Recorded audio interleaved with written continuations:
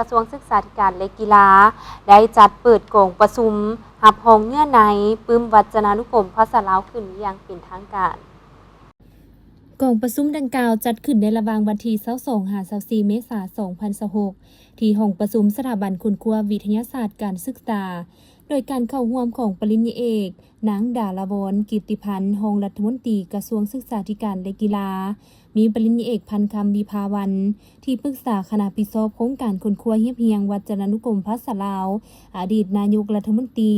พร้อมโดยอดีตการนำภาครัฐคณะกรรมการรับรองผู้ต่างหน้าจากกระทรวงและองค์การเทียบเท่ากระทรวงพระสงฆ์ผู้เชี่ยวชาญคณะที่ปรึกษาและคณะเฮียบเฮียงเข้าร่วม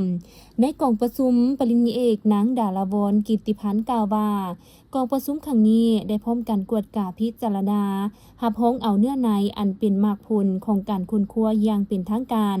ซึ่งการสร้างวัจนานุกรมหัวนี้แม่นบัดกล่าวที่สำคัญในการรักษาพัฒนาและเป็นบอนอิงที่เป็นเอกภาพให้แก่การค้นคว้าหำเฮียนของคนหุ่นหลังปื้มเล่มนี้แม่นมากผลของความมานะอดทนของการทุ่มเทสติปัญญาของกรรมการเฮียบเฮียงมาเป็นเวลาดนนานผ่านขบวนการค้นคว้าลงเก็บกำข้อมูลวิจัยและกวดแก้อย่างละเอียดถี่ถ้วนหลายขั้นหลายตอนนับตั้งแต่ขั้นตอนการกะเกียมเก็บกำข้อมูลการสร้างโครงหางปึ้มในเดือนกรกฎาคมปี2022เป็นต้นมาผ่านระยะการฮีโฮมคัดเลือกประมวลคำศัพท์และเฮียบเฮียงขั้นบุคคลกวดผ่านในกลุ่มกวดแก้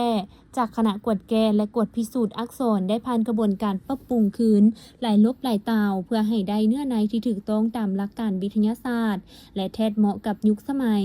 ปัจจุบันได้สำเร็จการสร้างต้นฉบับปึ้มที่สามารถนำมาผ่านคณะกรรมการรับรองที่มีเนื้อในหลักรวม 1,200 หน้านอกนั้นก็ได้มีการ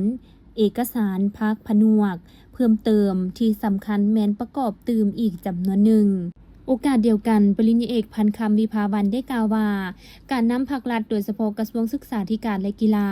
นักค้นคว้าบรรดาอาจารย์ภาษาลาวพยายามปรับปรุงหลักการนำใช้ภาษาลาวและวัจนานุกรมภาษาลาวครั้งนี้เป็นการสืบต่อการปฏิวัติของประเทศเฮาในระยะใหม่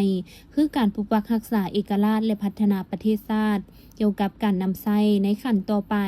ดังนั้นขอให้อิงใส่หลักการนำใช้ภาษาลาวคือวัจนานุกรมและฉบับนี้เป็นหลักซึ่งวัจนานุกรมมีข้อมูลอันนักแน่นหาคำประวัติคำและที่มาของคำเกี่ยวกับคำศัพท์นั้นๆพร้อมนี้ยังฮู้ถึงฮีตของประเพณีทางศาสนาต่างๆเสนอถึงภาคส่วนเกี่ยวข้องทางภาครัฐเอกชนมีบทบาทออกนิติกรรมต่างๆขอให้มีการปรับปรุงการนำใช้เป็นก้าวๆตามทิศเอกภาพให้ไวเท่าที่จะไวได้